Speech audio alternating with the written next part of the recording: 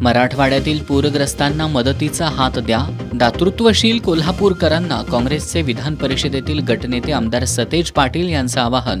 कोल्हापूर शहर आणि जिल्हा काँग्रेस कमिटी कार्यालयात मदत संकलन सुरू.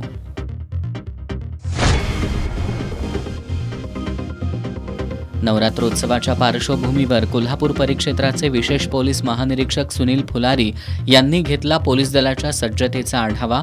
भाविकांनी नवरात्रोत्सव शांततेत पार पाडण्यासाठी सहकार्य करावं, विशेष पोलीस महानिरीक्षक सुनील फुलारी यांचं आवाहन.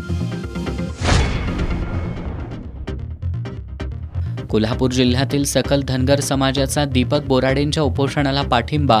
धनगर समाजाला एसटी प्रवर्गातून आरक्षण मिळण्याची मागणी करणारं निवेदन जिल्हाधिकाऱ्यांना केलं सादर.